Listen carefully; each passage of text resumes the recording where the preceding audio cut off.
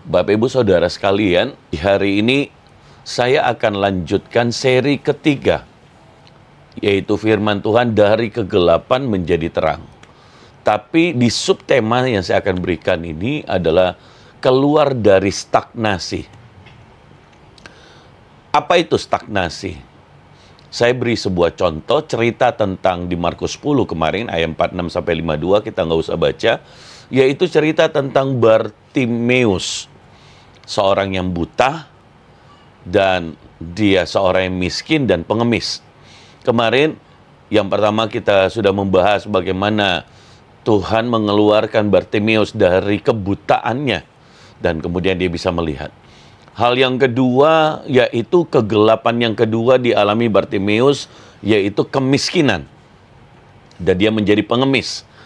Dan bagaimana rencana Tuhan untuk membuat gereja Tuhan dan kita semua, dia yang kaya rela menjadi miskin, agar kemiskinan kita ditanggung, agar setiap kita menjadi kaya. Dan firman Tuhan berkata, dia beri kita jiwa yang makmur. Jiwa yang makmur itu artinya saudara harus menghidupi pikiran, perasaan, dan kehendak rencana Tuhan untuk saudara makmur. Makmur itu bukannya kaya, tapi makmur itu juga menjadi berkat. Makmur itu bukan hanya banyak uang, tapi makmur itu sungguh-sungguh menjadi berkat bagi banyak orang. Nah, baik, pagi hari ini saya akan membawa kita merenungkan salah satu kegelapan. Bagian yang ketiga adalah stagnasi. Nah, kalau kehidupan Bartimeus dikatakan bahwa dia sudah lama di dalam keadaan kebutaannya. Dia sudah lama di dalam keadaan kemiskinannya. Nah, dia berada di tempat yang sama terus-menerus sejak dia menjadi buta. Dia menjadi pengemis, dia menjadi orang yang miskin, dia menjadi orang yang buta, dia menjadi orang yang dalam keadaan yang sama terus-menerus. Setiap hari, setiap tahunnya. Jadi stagnasi itu terkait dengan kegelapan. Tapi sebaliknya, terang Tuhan atau cahaya datang untuk kemajuan atau promosi saudara. Amin. Pahami bahwa dia Tuhan adalah Tuhan yang datang ingin mempromosi kita, mengangkat tinggi saudara. Mazmur pasal ke-75 ayat 7 dan 8 Indonesianya. Mazmur pasal ke-75 ayat 7 dan 8.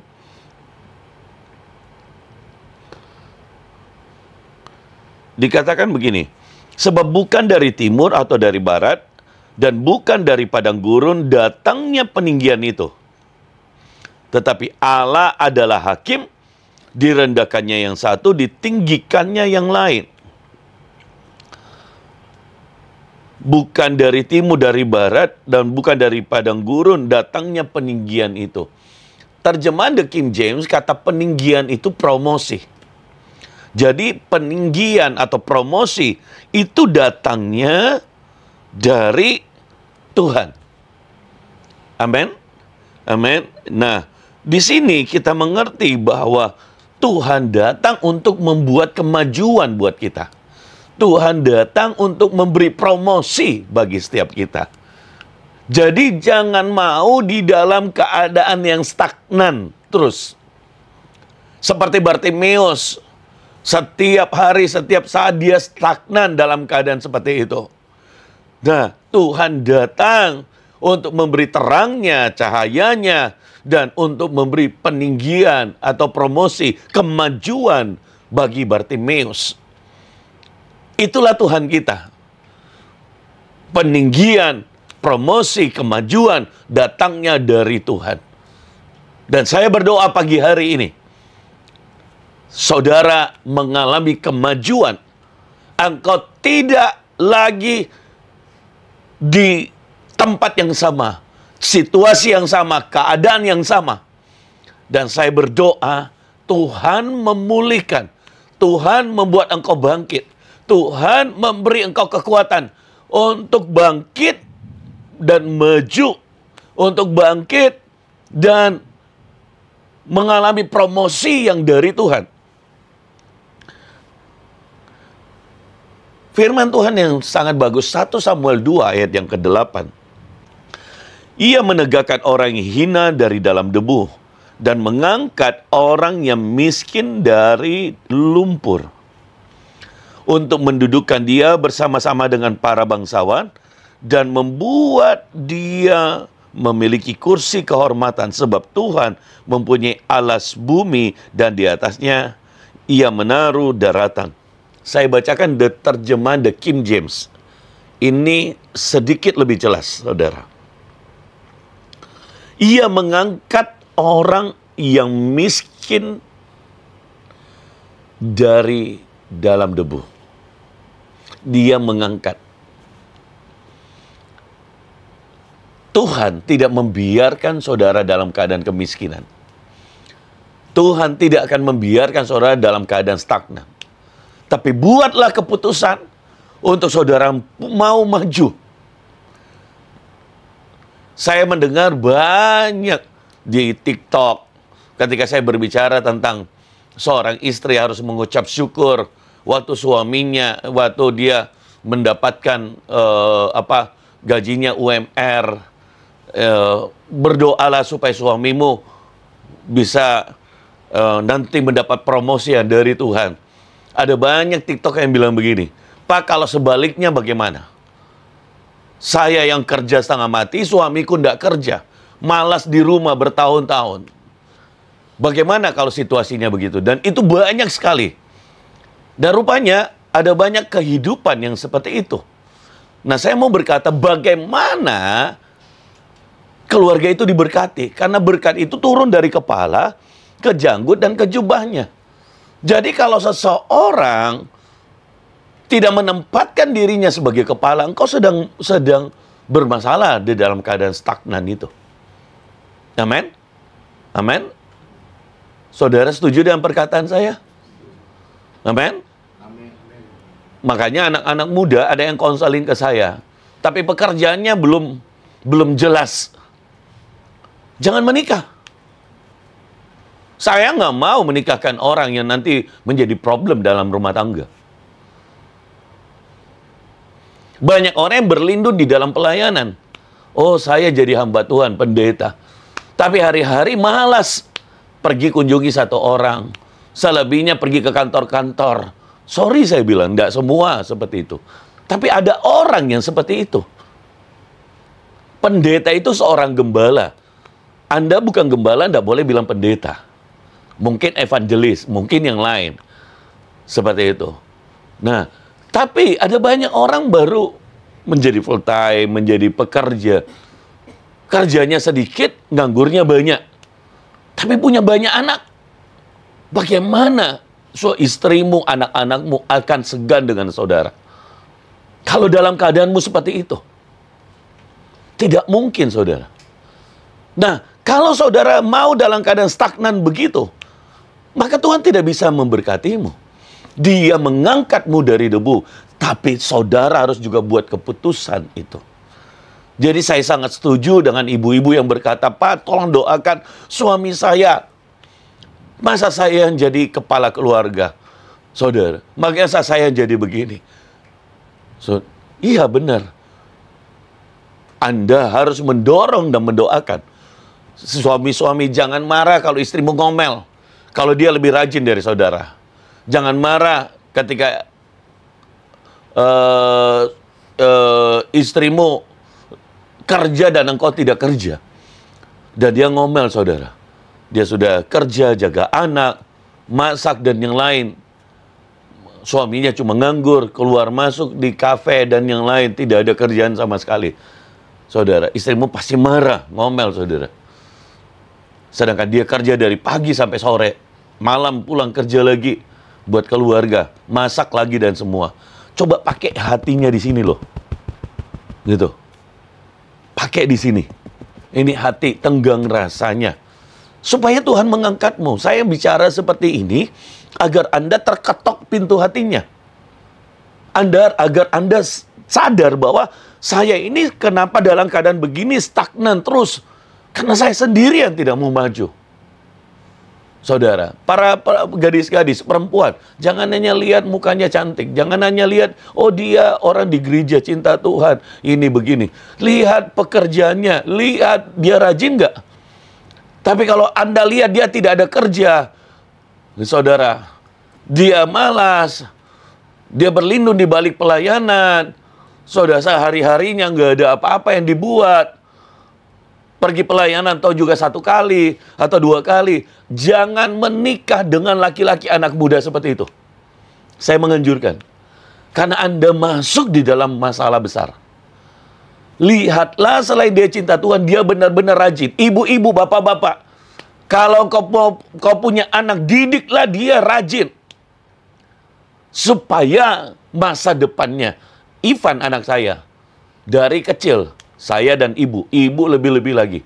Ivan terlambat sedikit bangun di ngomel. Ini begini sedikit ngomel. Beritahukan. Makanya dia gelar mamanya itu hiunya. Dia salmonnya.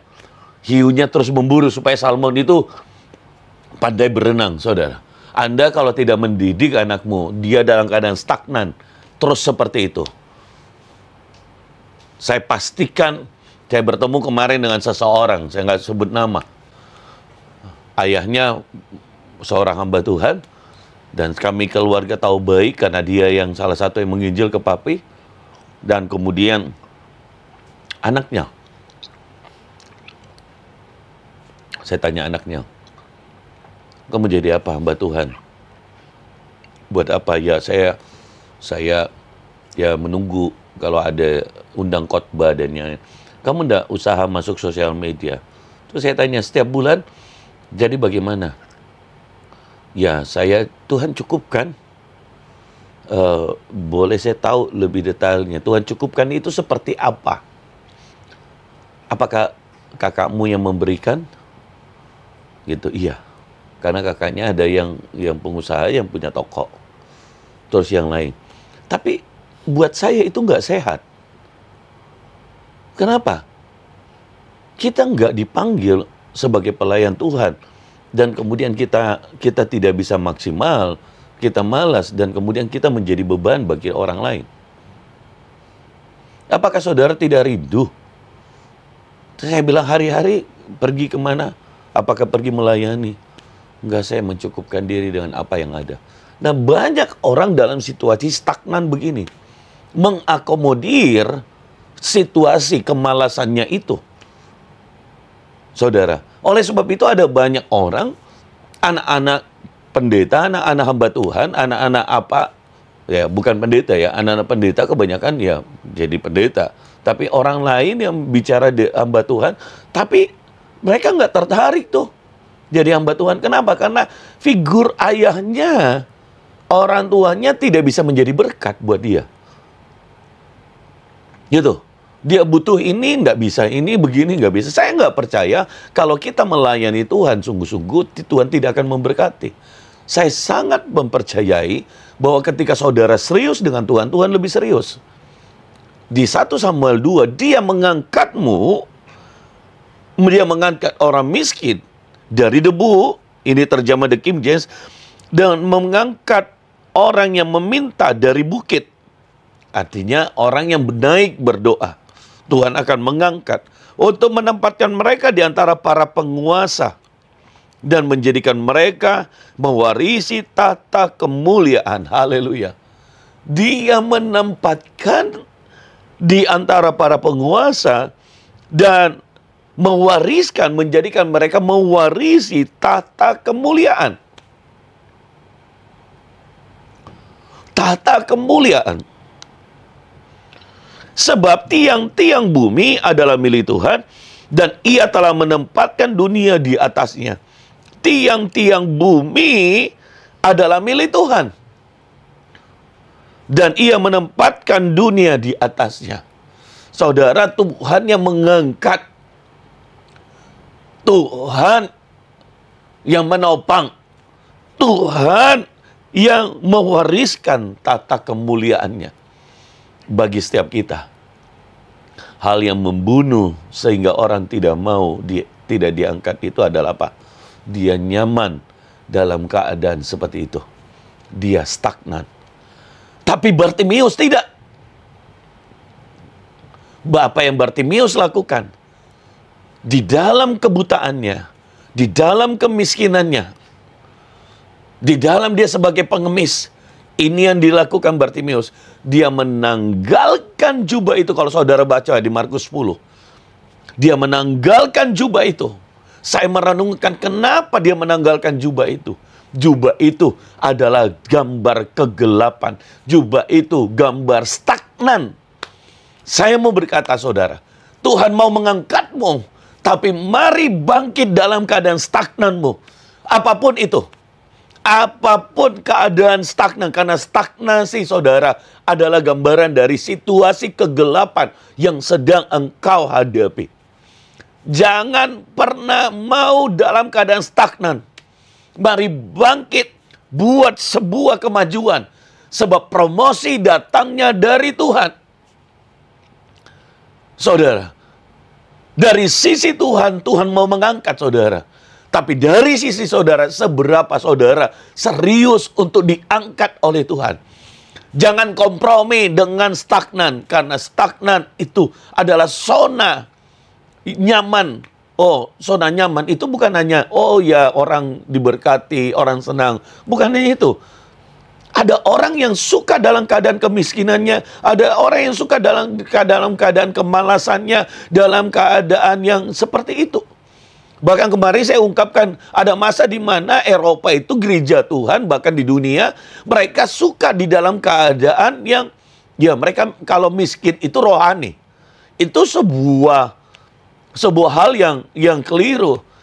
Bahkan hari-hari ini orang-orang sedang diserang dalam keadaan berkata, oh jangan bicara keuangan di gereja, jangan bicara berkat. Saudara, kita nggak mau kembali. Ya, ada orang yang salah di dalam memakai hal-hal yang seperti itu. Tapi saya mau berkata tidak berarti firman Tuhan salah. Karena Tuhan mau mempromosi saudara.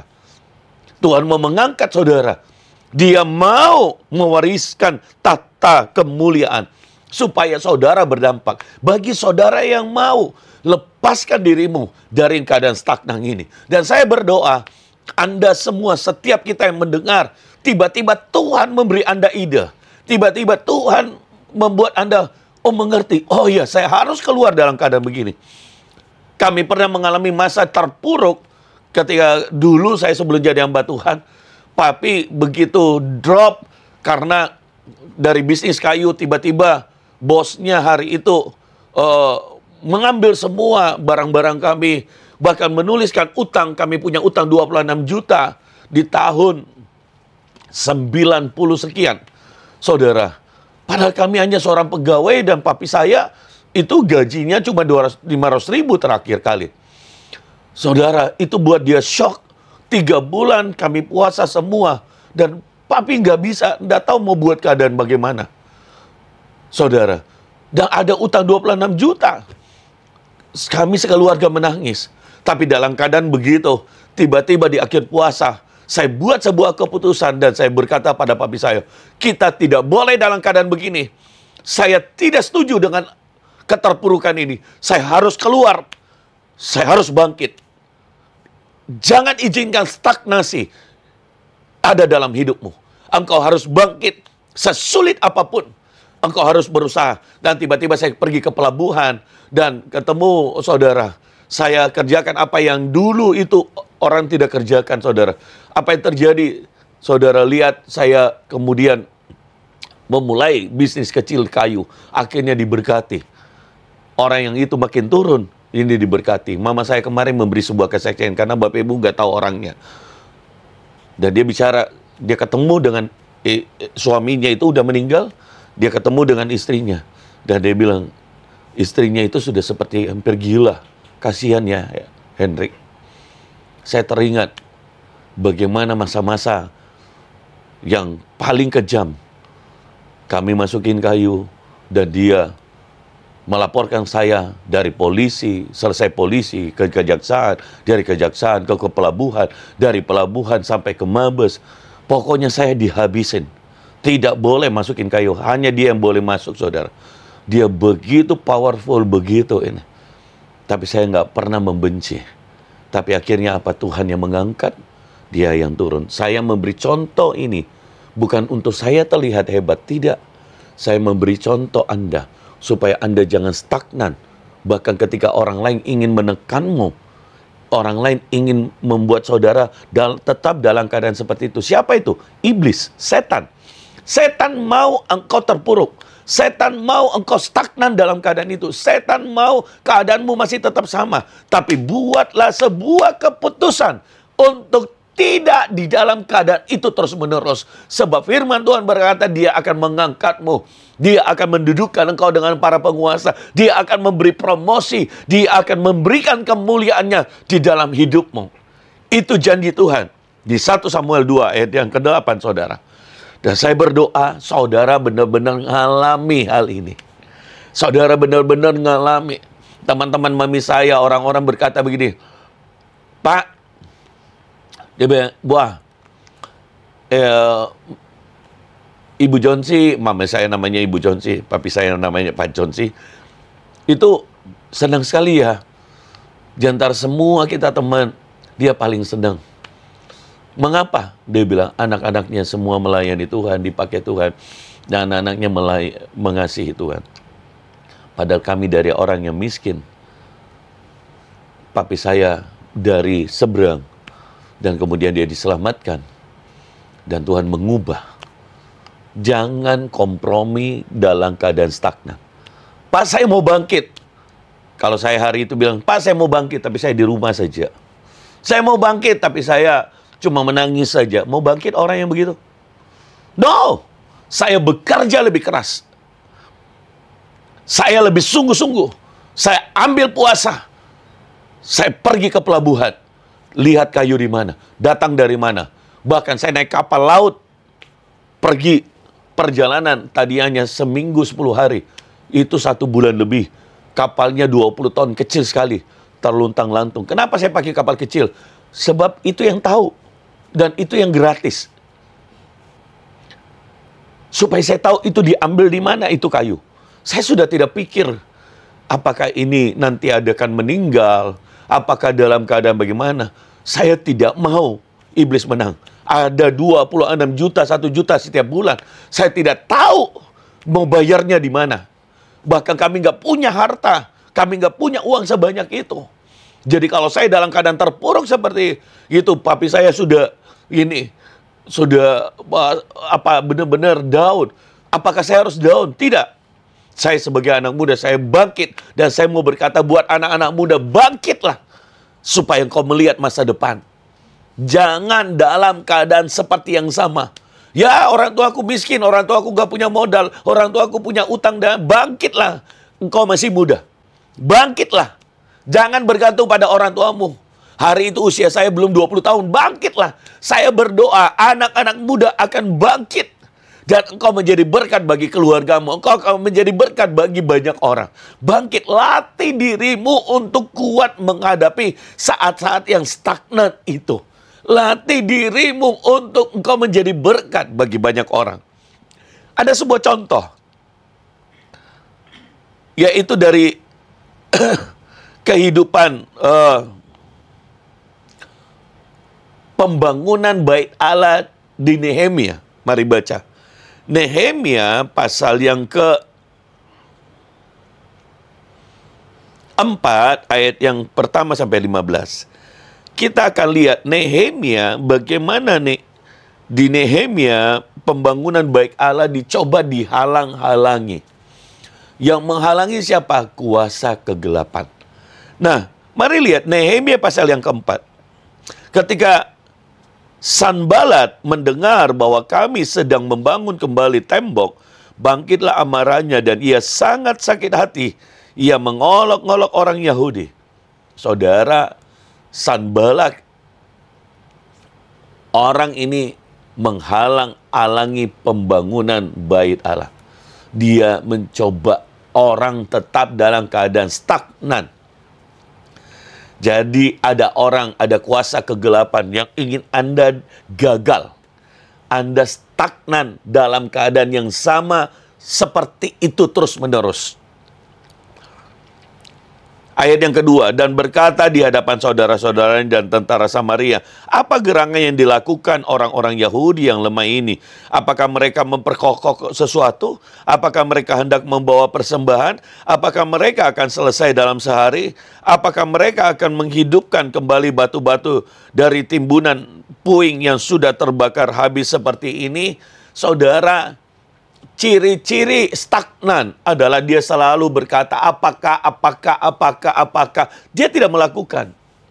Kalau saudara terus masih mempertanyakan apakah dalam hidupmu, dan kau tidak bergerak sama sekali, saudara, yang keluar dari mulut saudara kecewa, dan yang kali dari mulut saudara persungutan, yang keluar dari mulut saudara alasan demi alasan, saudara, itu artinya Anda sedang berada di dalam keadaan stagnan. Saudara setuju dengan saya? Ada banyak orang selalu memberikan banyak alasan. Ada banyak orang, iblis berhasil memasukkan banyak pertanyaan-pertanyaan. Kita gali satu persatu. Pertanyaannya, apakah gerangan dilakukan oleh orang Yahudi yang lemah ini? Saudara, iblis akan memasukkan pertanyaan dan membuat engkau terlihat lemah. Itu artinya apa? Iblis mau kau dalam keadaan stagnan. Jangan mau. Kalau ada di pikiran saudara, wah kita ini lemah, kita ini nggak punya uang, kita ini nggak punya koneksi, wah kita ini apapun yang melemahkan engkau, itu artinya apa? Engkau dalam keadaan stagnan. Jangan pernah setuju. Pertanyaan yang kedua lagi, apakah mereka memperkokoh sesuatu? Nah, pertanyaan kedua adalah seperti ini. Dia bertanya bahwa apakah dia bisa memperkokoh sesuatu? Apakah dia bisa bangkit? Apakah dia bisa? Dia tidak bisa melihat kemampuan, potensinya. Saudara bisa mengerti akan hal ini? Ya, Anda ingin maju, tapi selalu memperkatakan, saya nggak bisa. Saya nggak mampu, saya nggak bisa ini, saya nggak boleh ini. Saudara, itu artinya apa? Saudara dalam keadaan yang stagnan. Karena engkau bertanya tapi tidak berbuat apa-apa. Yang berikutnya pertanyaan apa lagi? Apakah mereka hendak membawa persembahan? Saudara, artinya apa? Orang mulai bertanya, apa sih tujuannya? Apakah dia mau bawa persembahan? Apa yang ingin dilihat oleh orang? Dan saudara, si jahat akan membuat engkau tidak mempercayai akan dirimu. Tidak mempercayai akan apa yang akan kau lakukan. Ya, bait Allah setelah ada, orang akan membawa persembahan. Ya, kita akan membawa persembahan. Tapi mempertanyakan itu adalah artinya apa? Membuat engkau ragu-ragu di dalam bertindak. Apakah mereka akan selesai dalam sehari? Gitu. Jelas bait Allah tidak mungkin dibangun selesai dalam sehari. Tapi ejekan iblis ini maksudnya. Oh, kau nggak mampu. Oh, masa itu nggak mungkin. Tuhan bisa melakukan, membangun dalam sehari. Tapi kalau Tuhan tidak melakukannya, itu berarti bait Allah akan gagal. Tapi ketika saudara mulai mempertanyakan akan kuasa Tuhan, kekuatan Tuhan, itulah yang membuat engkau stagnan. Saudara mengerti akan hal ini? Amin. Firman Tuhan itu mencerlikkan mata kita. Firman Tuhan membuat Anda mengetahui Anda, saudara, di dalam posisi stagnan. Itu artinya saudara di dalam kegelapan. Saudara mesti mengerti ini. Apakah mereka akan menghidupkan kembali batu-batu dari timbunan puing-puing yang sudah terbakar habis seperti ini? Dia mulai mengejek. Tentu mereka bukan menghidupkan batu-batu dari timbunan puing-puing yang sudah terbakar. Mereka akan membangun.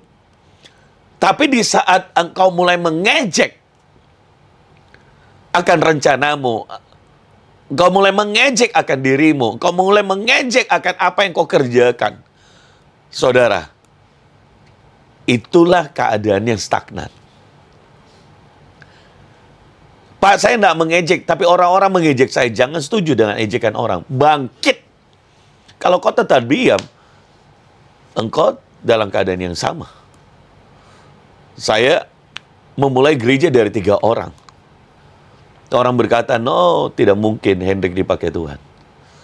Apalagi setelah saya keluar dari penjara, memulai gereja. Orang bilang, orang gila itu. Tidak mungkin ada orang yang mau jadi anunya. Tapi Tuhan berkata, aku yang mengangkatmu. Yang penting kau mau maju, tidak stagnan. Dan hari ini saya melihat ribuan orang.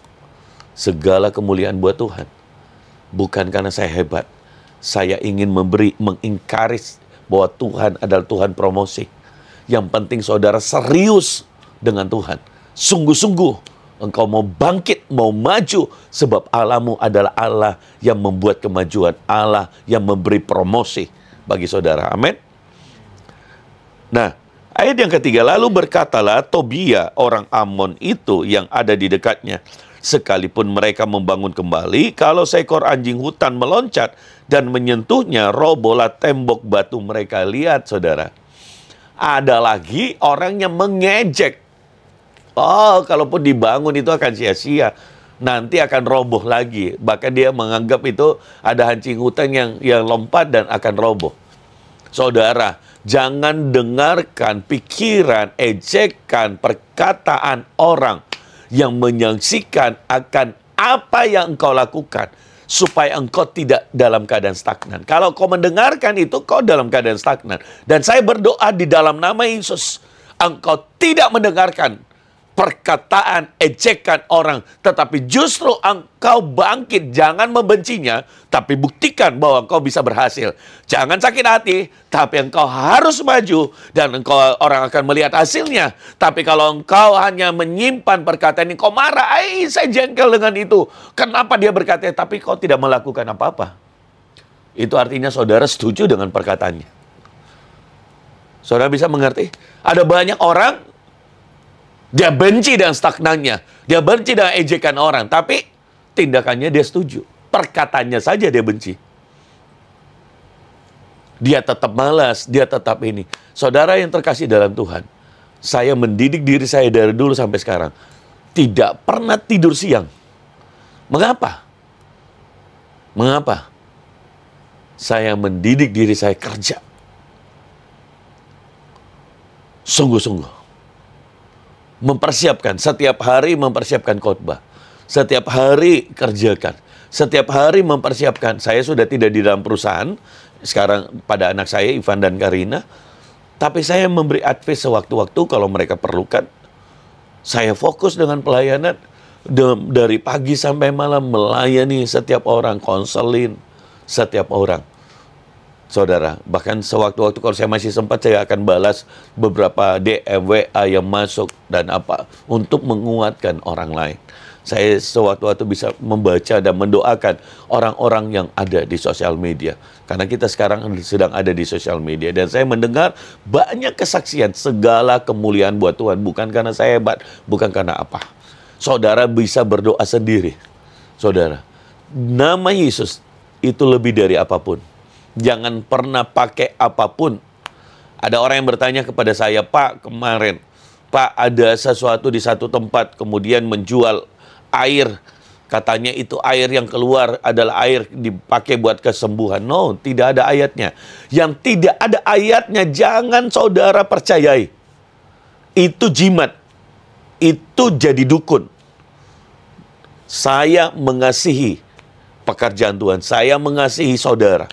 Dan saya yang perkatakan jangan pakai apapun selain daripada nama Yesus. Pak, bagaimana dengan minyak urapan? Kalau ada minyak urapan, saudara pakai.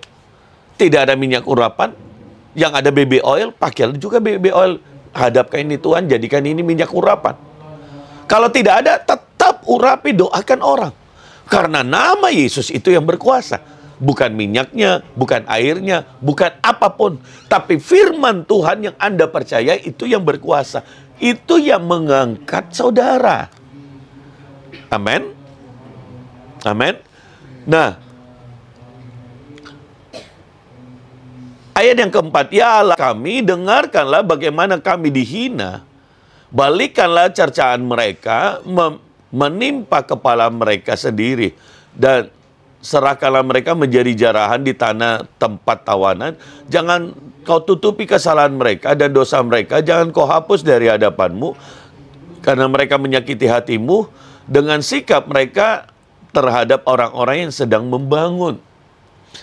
Nehemia berdoa, menyerahkan itu kepada Tuhan atas setiap hal yang terjadi. Jadi kalau ada orang yang jahat, ada orang yang ngomongnya bagaimana, saudara harus berdoa. Saudara harus memberkati dia, menyerahkan dia kepada Tuhan. Tidak ada perkataan orang yang bisa menghalangi rencana Tuhan, kecuali engkau setuju atas perkataan mereka. Tapi saya berdoa di dalam nama Yesus, setiap saudara diangkat dan dipulihkan Tuhan, dan Tuhan akan tetap melakukan rencananya dalam hidup saudara. Saudara akan dipromosi, saudara akan maju. Ayat yang ke-6 dulu. Tetapi kami terus membangun tembok sampai setengah tinggi, dan sampai ujung-ujungnya bertemu. Karena seluruh bangsa bekerja dengan segenap hati. Ini kuncinya. Saudara ingin promosi? Saudara ingin maju? Bekerja dengan segenap hati. Terus membangun. Terus membangun. Terus maju. Terus lakukan kehendak Tuhan. Dengan segenap hati. Jangan setengah-setengah. Jangan setengah-setengah, saudara. Saya teringat dengan Yosua dan Kaleb mengikuti Tuhan dengan segenap hati. Kalau saudara ingin maju dan dipromosi, saudara mesti bangkit. Jangan hanya seminggu bangkitnya. Ada orang bangkit, dengar firman Tuhan, dia semangat nih. Wah, tapi seminggu aja. Kenapa? Karena karakter malasnya dia belum ubah.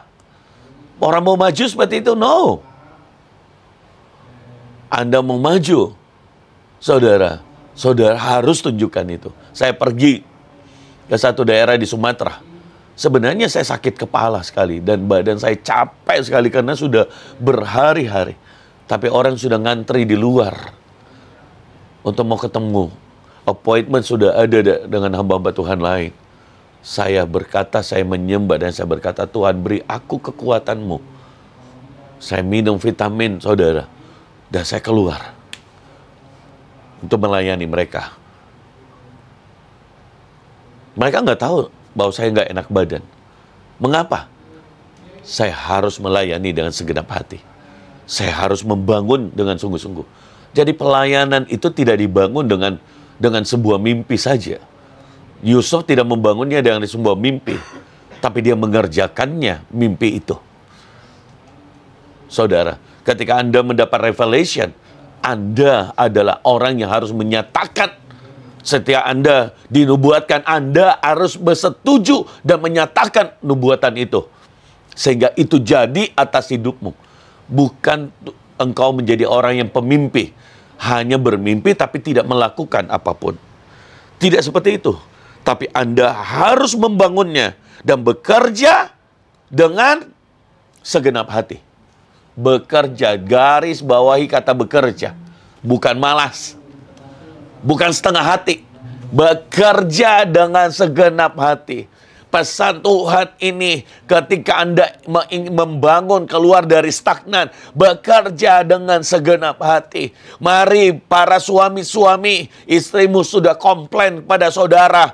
Saudara harus bangkit bekerja dengan segenap hati. Jangan lagi istrimu lebih besar gajinya darimu atau istrimu bekerja lebih keras. Garis bawahi, bekerja dengan segenap hati. Saya ingin membangunkan bapak-bapak, suami-suami, supaya keluargamu diberkati, supaya engkau menjadi figur yang dinantikan oleh anak-anakmu. Saudara benar-benar menjadi orang yang teladan di dalam rumah tanggamu. Engkau mesti bangkit, saudara. Engkau harus benci dengan stagnan ini. Engkau harus benci dengan kemalasanmu. Engkau harus benci dengan keadaan itu, supaya Tuhan akan membuat kemajuan bagimu.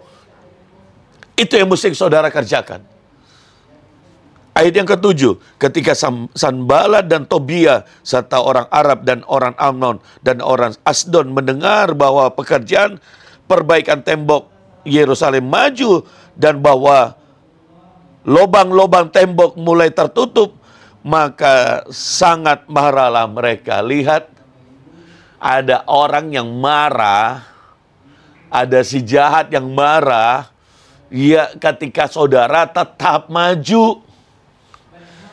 Jadi jangan izinkan stagnan dalam hidupmu. Majulah.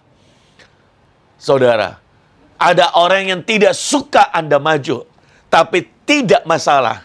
Ada setan yang tidak ingin Anda maju, tapi tidak masalah. Karena yang terjadi atas hidupmu adalah promosi, peninggian, datangnya dari Tuhan dalam hidupmu. Waktu engkau bekerja dengan segenap hati. Saudara, bekerja dengan segenap hati itu kalau boleh saya kasih sebuah standar. Di atas rata-rata. Saudara setuju? Kalau orang kerja dengan standar 6, 7 itu rata-rata. Anda harus bekerja dengan 8, 9, 10. Di atas rata-rata. Jangan lihat yang malas. Oh, saya sudah mulai rajin. Saya sudah bekerja dan giat. Yang saudara lihat orang malas.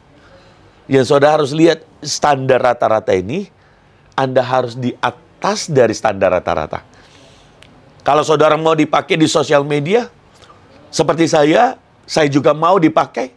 Dan terus saya harus punya pemberitaan di atas rata-rata. Harus ada kuasa yang bekerja, pewahyuan, supaya orang akan senang. Saya tidak memakai cara untuk selalu, ya sekarang sosial media ya Pak, ada penganjuran dari bagian media, orang-orang luar yang berkata begini, Pak, kalau ada sedang bahas apa, Bapak ikut bahas di sana, gitu, supaya FYP, karena itu sedang FYP, no. Saya tidak tertarik dengan hal yang begitu. Yang saya tertarik adalah pada nilai dan value. Saudara, saya juga tidak tertarik untuk membeli follower. No, saya tidak mau. Atau membeli apapun. No. Saya tertarik untuk membangun sesuatu dari dasar yang murni. Tujuan saya mengimpact orang. Kalau engkau diberkati, kalau saudara diberkati, ajaklah orang lain supaya lebih banyak orang. Tapi saya ingin tetap murni. Saya ingin benar-benar 1, 2 orang, berapa orang, kalau bisa banyak, puji Tuhan. Dan saya terus belajar untuk memperbaiki. Bekerja dengan giat di atas standar rata-rata. Saudara, ini yang harus menjadi pekerjaan kita. Nah, jadi sekalipun iblis marah, ya saudara jangan setuju dengan kemarahan dia. Saudara mulai tulis, mungkin ada hal yang saudara mesti mau doakan dan yang lain. Saudara tolong tulis dan saya akan menjawabnya untuk apa yang mesti saudara ingin didoakan ya. Tolong tulis hal itu dan kita akan berdoa menjawab sebisa mungkin, karena ada waktu 15 menit sampai 30 menit dan di akhir saya akan berdoa buat setiap saudara. Ayat 8, mereka semua mengadakan persepakatan bersama untuk memerangi Yerusalem dan mengadakan kekacauan di sana. Tetapi kami berdoa kepada Allah kami dan mengadakan penjagaan terhadap makan siang dan malam karena sikap mereka. Ini yang terjadi. Waktu saudara sudah bekerja dengan giat dan sudah melihat ada hasil. Nah tiba-tiba ada musuh yang menyerang, tidak ingin ada kemajuan. Saudara jangan mau setuju dengan apa kata musuh. Saudara harus terus bangkit, jangan dalam keadaan stagnan itu. Supaya Anda melihat kemajuan, promosi yang datang dari Tuhan. Amin. Ini maksudnya. Ayat yang ke-10, berkatalah orang Yehuda, kekuatan para pengangkat sudah merosot dan puing masih sangat banyak. tak sanggup kami membangun kembali tembok ini. Tetapi lawan-lawan kami berpikir kami tidak akan tahu dan tidak akan melihat apa-apa. Sampai kita ada di antara mereka, membunuh mereka dan menghentikan pekerjaan itu. Jadi ada musuh yang ingin menghentikan. Ada musuh yang ingin membuat orang menyerah. Tapi jangan menyerah. Jangan stagnan. Saudara mesti buat keputusan untuk maju. Pasti ada banyak alasan di sana untuk saudara menyerah. Pasti ada banyak alasan di sana untuk saudara tetap stagnan. Tapi buatlah keputusan untuk tidak stagnan. Ketika orang-orang Yahudi yang tinggal dekat mereka sudah 10 kali datang memperingatkan kami, mereka akan menyerang kita dari segala tempat tinggal mereka. Maka aku tempatkan rakyat menurut kaum keluarga dengan pedang, tombak, dan panah bagian yang paling rendah dari tempat itu, di belakang tembok, di tempat-tempat yang terbuka. Mulai atur strategi untuk tetap maju dan melawan stagnan itu. Jangan menyerah. Di dalam hidup, keberhasilan itu tidak didapat dengan mudah. Banyak orang berpikir hanya mau duduk, diam, dan ini. No, bahkan pelayanan itu tidak didapat dengan mudah. Seorang anak muda kemarin yang saya ketemu, saya berkata, kamu kan ganteng. Kenapa nggak main sosial media? Saya belum dengar khotbahnya dia, saya hanya lihat postur tubuhnya aja. Dia bilang apa? Saya kurang percaya diri. Kenapa? Khotbahmu kurang bagus. Kenapa kau nggak belajar? Apakah kau rindu untuk maju? Dia diam.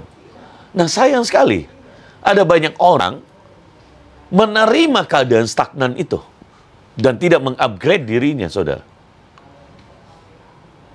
Mari belajar mengupgrade dari segala sisi. Mari bajak tanahmu. Mari bajak hidupmu. Supaya engkau siap. Mari bajak apa yang kau kerjakan. Supaya engkau siap untuk ditanam dan dipakai Tuhan dengan luar biasa. Kau amati semuanya, lalu bangun berdiri dan berkata kepada para pemuda dan para penguasa dan kepada orang-orang lain, jangan kamu takut terhadap mereka. Ingatlah kepada Tuhan yang maha besar dan dahsyat, dan berperanglah untuk saudara-saudaramu, untuk anak-anak laki-laki dan anak-anak perempuan, untuk istrimu dan rumahmu.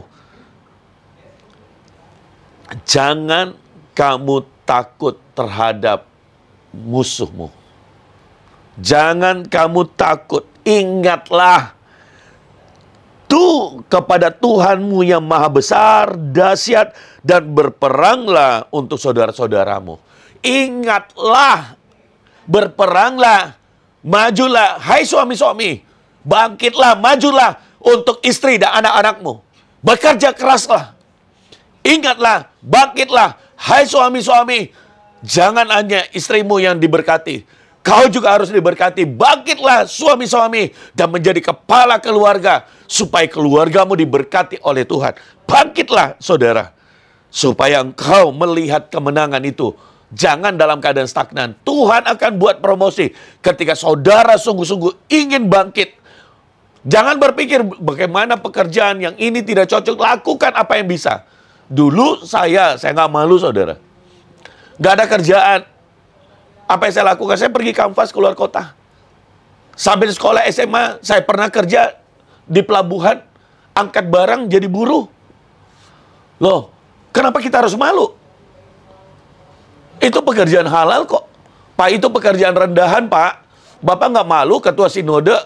Bapak nggak malu pengusaha terus bersaksi keadaan begitu? Enggak, itu masa yang saya lalui. Dan saya percaya bahwa itulah masa yang indah dalam hidup kita. Yang saya malu kalau saya pergi minta-minta. Kalau yang saya malu kalau saya bawa proposal ke orang, minta-minta ke orang. Itu yang saya malu. Kalau saya malu menyusahkan saudaraku, orang tuaku, dan apa. Padahal saya sudah besar.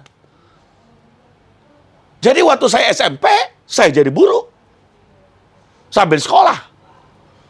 Saya SMA, saya pernah kerja. Teman sekolah saya, ternyata bos saya. Teman sekolah saya naksir saya. Dia jadi bos saya. Gitu. Dia udah pernah nyatakan suka. Tapi saya nggak berani, saya nggak mau. Saya tahu diri, saya nggak punya apa-apa. Saudara. Dan fokus saya hari itu bukan buat pacaran. Fokus saya adalah mau maju. Saudara. Nah, ayat 15, ketika didengar musuh kami bahwa rencana mereka sudah kami ketahui, dan bahwa Allah telah menggagalkan, maka dapatlah kami semua kembali ke tembok masing-masing ke pekerjaannya. Haleluya. Saudara, waktu engkau maju, waktu engkau mengandalkan Tuhan, waktu engkau tidak menyerah, ketika ada musuh yang ingin membuat engkau stagnan, engkau melewati masa itu, saudara melihat kekuatan. Jadi musuh ingin membuat engkau stagnan. Tapi apa yang membuat engkau tidak stagnan? Maju. Maju, saudara. Ketika musuh mendengar kami, dan rencana mereka kami ketahui, bahwa Allah telah menggagalkan, maka dapatlah kami semua kembali ke tembok masing-masing, saudara. Wow. Saya berdoa, pekerjaan Tuhan dilanjutkan atas hidupmu. Saya berdoa, Tuhan mengangkat dan mempromosi. Saya berdoa, jangan Anda tinggal dalam keadaan stagnan. Itu artinya Anda dalam keadaan terpuruk. Jangan terima dalam keadaan itu. Bangkit, bangkit, bangkit. Ajak suamimu, istrimu, anak-anakmu. Bangkit dalam keadaan itu. Saya agak gregetan kalau melihat anak muda di tiap hari di rumah, nggak kerja, saudara. Saya dari kecil sudah disuruh kerja. Saudara, malas-malasan, saudara, terlebih kalau laki-laki, wah, itu udah parah sekali, saudara. Itu parah sekali. Anda menyayangi anakmu bukan dengan cara seperti itu, saudara. Itu menjerumuskan dia. Bagaimana dia akan menikah, bagaimana dia akan punya anak nantinya, kalau dia sendiri nggak punya gaya hidup yang benar, saudara. Ya, memang mungkin firman Tuhan ini agak menggelitik, agak mendengungkan kepala Anda, karena firman Tuhan itu kalau dia menegur, dia akan menegur saudara dengan berterus terang. Tapi dia tidak menjatuhkanmu, dia membangkitkan saudara. Dan saya percaya kalau firman Tuhan ini sampai kepada saudara, bukan untuk membuat Anda terpuruk, tapi untuk membuat Anda bangkit dan bekerja keras. Bangkit dan bekerja dengan sepenuh hati. Bangkit dan saudara akan melihat tahun depan. Kau melihat, oh ternyata berbeda ya.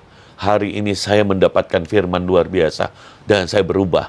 Saya keluar dari stagnan. Dan saya bangkit. Dan saya mendapat pekerjaan. Saya melihat bisnisku dimaju. Saya melihat saya dipakai Tuhan. Saya melihat ini. Semua butuh waktu. Tapi waktu itu pasti akan datang. Yaitu waktu promosi. Datang dari Tuhan. Mari. Cara-cara Tuhan sudah diberikan. Ketika Anda maju, saudara, ada iblis yang akan menahan, tapi Anda harus terus maju dan bekerja. Dan saya berdoa Tuhan akan menolong saudara. Ada banyak orang yang ingin ditopang di dalam hidupnya, dalam keluarganya, ya. Dan kita akan berdoa buat keluarga setiap orang. Ya, saya tidak menyebutkan namanya satu-satu, ya, dan saya berdoa biar ini sungguh-sungguh terjadi terobosan dalam hidup saudara, ya, dan baik keluargamu, bisnismu, mulailah bisnis kecil-kecil. Anda pandai jual kue, Anda bisa jual makanan, Anda bisa jual online, lakukan apa yang bisa, saudara. Apa yang bisa saudara lakukan, saudara. Pak, kalau kita hamba Tuhan, Pak, bisa nggak kalau kita jualan online atau apa? Bisa nggak masak? Kalau Anda punya waktu dan Anda punya potensi itu, lihatlah potensimu mana dan lakukan. Gitu. Daripada Anda mengisi waktu saudaranya menunggu menerima nasib, itu stagnan. Saudara, itu stagnan. Tapi kalau Anda punya waktu, layanilah orang-orang, jangan ini. Makanya kehidupan kita ini harus berbuah. Karakter Kristus harus jadi bagian saudara. Kalau saudara di pelayanan, engkau tidak bisa jadi berkat buat orang, itu bagaimana orang akan mempercayakan doa? Saudara berjanji datang jam 10, datangnya jam 12, bagaimana orang akan mempercayakan? Saudara datang ke sana mengeluh, minta pinjam sini, pinjam sana, bagaimana orang akan mau mempercayakan? Saudara ketemu pengusaha, sebentar sudah saudara layani, saudara tunggu minta amplop. Jangan motivasinya itu, pengusaha tidak suka. Kalau dia akan menabur, dia akan menabur. Yang bagian saudara melayanilah dengan tulus. Atau saudara angkat telepon, tanya, halo ibu, apa kabar ibu? Ya ini ibu, Anda mulai curhat pelan-pelan, Anda nyerempet-nyerempet. Wah saya ini rindu sekali punya laptop. Tapi ya Tuhan belum kasih laptop. Ini begini saudara. Kita jadi hamba Tuhan tidak bisa seperti itu. Anda punya waktu daripada Anda pakai telepon, lebih baik Anda pakai. Kalau Anda masih berkekurangan, lebih baik Anda kerjakan yang lain. Itu jauh lebih terhormat daripada Anda untuk dapat laptop, dapat alat musik, dapat apa. Anda telepon satu-satu orang untuk minta. Anda WA satu-satu orang untuk minta. No. Saya sebagai hamba Tuhan mengingkari saudara. Anda punya potensi, firman Tuhan berkata, engkau dapat melakukan yang lebih besar. Saudara, oleh sebab itu, mari lihat potensi itu dalam hidupmu. Ya, ya. Ada ibu yang sedang bergumul di dalam ekonomi, minta didoakan suaminya supaya setia di dalam Tuhan. Ya, kita akan berdoa. Ya, baik kita berdoa. Bapa di surga, kami berdoa. Tuhan, Engkau yang menolong setiap anak-anak-Mu, dan kami berdoa buat setiap keluarga, dan biar mujizat-Mu nyata bagi hidupnya, dan Tuhan Engkau bangkitkan. Bapak kami berdoa, kami percaya sesuai dengan kerinduannya, benar-benar Tuhan Engkau bisa membangkitkannya. Kami berdoa buat Oasis Lampus. Kami berdoa Tuhan pulihkan, Tuhan bangkitkan. Kami berdoa setiap anak-anak-Mu, Resti, kami berdoa Tuhan Engkau yang menolong setiap orang. Kami berdoa buat Ibu Sesi,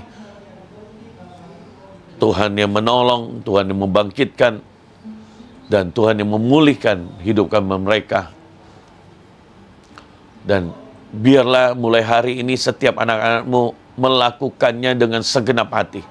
Pekerjaannya dia lakukan dengan segenap hati. Usaha dia lakukan dengan segenap hati. Bisnisnya dia lakukan segenap hati. Pelayanannya dia lakukan dengan segenap hati. Bapa kami berdoa di dalam nama Yesus. Tuhan Engkau yang memulihkan hidup mereka. Terima kasih Tuhan. Kami bersyukur untuk hari ini. Sebab hari ini hari yang luar biasa. Kami berdoa ada orang yang stagnan dalam keadaan seperti itu. Tuhan Kau bangkitkan keluarga ini. Kau bangkitkan suaminya. Kau bangkitkan istrinya. Kau bangkitkan Tuhan anak-anaknya. Untuk mereka sungguh-sungguh bangkit dalam hidupnya. Bapa kami berdoa. Tuhan pulihkan hidup mereka. Bapa kami berdoa. Di dalam nama Tuhan Yesus. Dalam nama Yesus. Setiap orang sungguh-sungguh bangkit dan sungguh-sungguh dipakai oleh Tuhan. Dan kami berdoa firman-Mu mengangkat, mempromosi, membuat kemajuan bagi setiap mereka yang butuh pekerjaan. Tuhan berikan pekerjaan di dalam nama Yesus. Bapak kami berdoa buat bisnis yang sedang turun, sedang stagnan. Tuhan buat terobosan, ide-ide yang baru, hikmat yang baru turun atas mereka.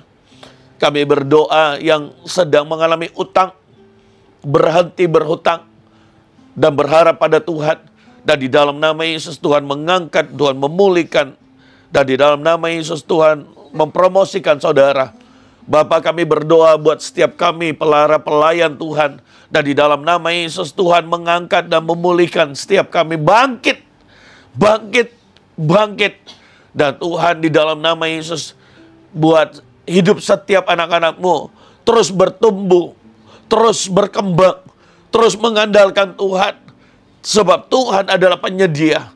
Dan kami berdoa, dan di dalam nama Yesus, Tuhan, Engkau yang mempromosikan, Engkau yang mengangkat, Engkau yang memulihkan. Beri hati yang sungguh-sungguh melayani, hati yang tulus. Dan Tuhan, kami berdoa, kami sudah melihat banyak, tapi kami berdoa Tuhan memberi lebih banyak, mengangkat hidup anak-anak-Mu. Engkau yang promosikan mereka. Dan di dalam nama Yesus, sehingga setiap anak-anak-Mu menduduki tempat-tempat yang tinggi, menduduki kedudukan dengan para penguasa-penguasa, baik di pemerintahan, yudikatif, legislatif, Tuhan, maupun di tempat bisnis-bisnis. Dimanapun Engkau tempatkan mereka, Engkau yang mengangkat mereka, mendudukkan dengan para penguasa-penguasa. Dan agar kemuliaan-Mu dinyatakan. Kalau setiap anak-anak-Mu punya bisnis, Kau mendudukkan menjadi bisnis-bisnis yang terbaik, di tempat yang terbaik. Tuhan pulihkan juga keluarga mereka. Tuhan pulihkan ekonomi mereka. Tuhan pulihkan suami-suami agar takut akan Tuhan. Tuhan pulihkan Tuhan. Tuhan, istri-istri mereka tidak menceraikan suami. Mereka menanggung masa yang sulit. Mungkin itu seorang diri bekerja. Tuhan ketok hati suaminya, agar semua sungguh-sungguh bertanggung jawab sebagai suami. Tuhan ketok suaminya supaya jangan jatuh ke dalam dosa. Tuhan ketok hati di dalam nama Yesus. Tuhan pulihkan keluarga. Tuhan pulihkan pernikahan. Tuhan buat para suami-suami mengerti tanggung jawab mereka sebagai kepala keluarga, kepala suami. Dan mereka mau mengambil, karena mereka sudah mengambil keputusan untuk menikah dan memiliki anak. Buat kesadaran itu Tuhan. Hari ini adalah hari sesi para laki-laki. Hari sesi para suami-suami. Jangan buat keluargamu stagnan. Jangan buat pernikahanmu stagnan. Jangan buat ekonomimu stagnan. Dan di dalam nama Yesus, bangkitkan Tuhan para suami-suami, para laki-laki, para pelayan-pelayan Tuhan. Dan di dalam nama Yesus, untuk sungguh-sungguh bekerja dengan segenap hati. Terima kasih Tuhan. Terima kasih. Kami bersyukur Tuhan untuk hari ini. Dan Tuhan nyatakan kemuliaan-Mu. Dan di dalam nama Yesus, nyatakan Tuhan, nyatakan lagi. Nyatakan, terimalah berkat Tuhan. Pemulihan atas setiap saudara. Terimalah impartasi ini. Terimalah doa. Kita mau bersepakat dan kita naikkan. Dan saya berdoa, sungguh-sungguh itu terjadi atas hidup Bapak Ibu Saudara sekalian. Dan di dalam nama Yesus, dalam nama Yesus, dalam nama Yesus, ide yang baru turun atas, berkat yang baru, kuasa Tuhan, pemulihan itu terjadi atas hidup saudara. Bekerja dengan sepenuh hati. Dalam nama Yesus kami berdoa. Haleluya. Amin. Wow. Dengan kasih Tuhan, saya mengencourage semua saudara, para suami-suami laki-laki. Saya juga laki-laki, saya juga kepala rumah tangga. Mari sama-sama, mari saudara bangun dirimu. Dan kita akan melihat pemulihan dan kemuliaan Tuhan atas keluarga saudara. Tuhan memberkati. Saya akan memberikan dua testimoni yang saya ada, mungkin kesaksian yang saya tiba-tiba saya ingat akan khotbah ini, saudara.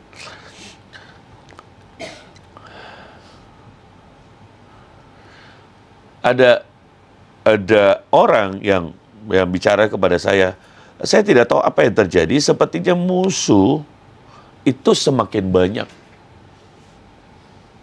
Dan kemudian saya bertanya kepada dia, coba ceritakan hal-hal apa yang terjadi.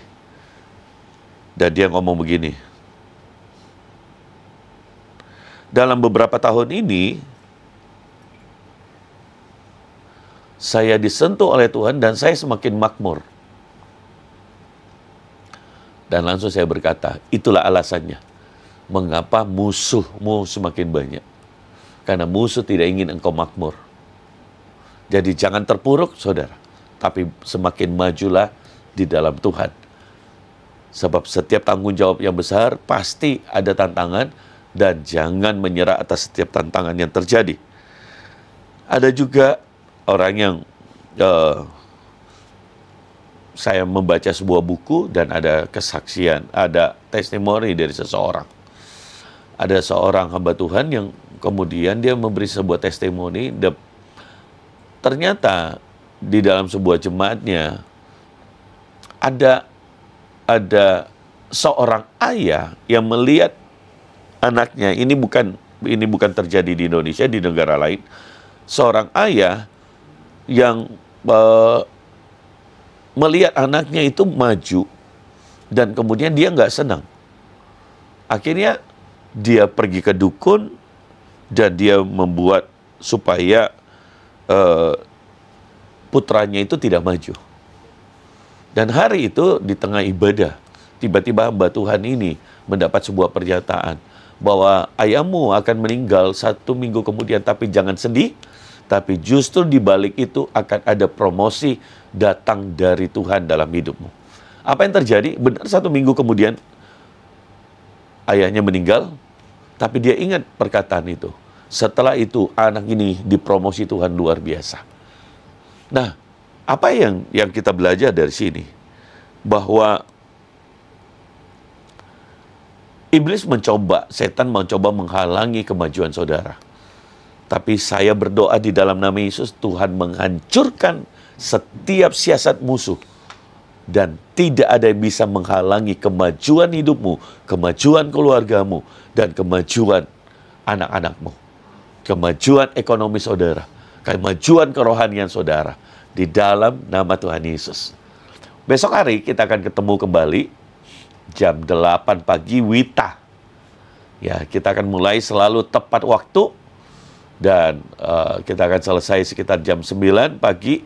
Dan saya berdoa, saudara kalau diberkati, saudara bisa share, ajak orang lain. Dan saya mendengar, lihat ada orang yang memberi gift dan yang lain. Kami melakukan tayangan ini bukan tujuannya untuk gift, tapi kalau saudara memberi gift untuk memberi anak-anak yang di sini, itu saudara bagi buat para anak-anak, atau mungkin nanti juga akan dibagi, kalau jumlahnya cukup banyak akan dibagi buat orang-orang yang membutuhkan. Ya. Dan terima kasih untuk semua atensi saudara, keikutsertaan, dan terlebih lagi saya bersyukur kalau saudara diberkati Tuhan lewat setiap pagi sharing ini. Nama Tuhan dipuji, dipermuliakan. Mari terus percaya kepada Tuhan dan tetap setia, dan saudara menikmati setiap berkat firman Tuhan, penyertaan Tuhan ajaib atas hidupmu. God bless you. Tuhan memberkati. See you tomorrow. Jam 8 pagi Wita. Jam Jakarta jam 7 pagi, jam Sumatera jam 7 pagi, jam Papua ya jam 9. Jadi di jam Makassar dan sekitarnya, waktu Indonesia Tengah jam 8 pagi. Besok jam 8 pagi Wita. Tuhan memberkati. God bless ya.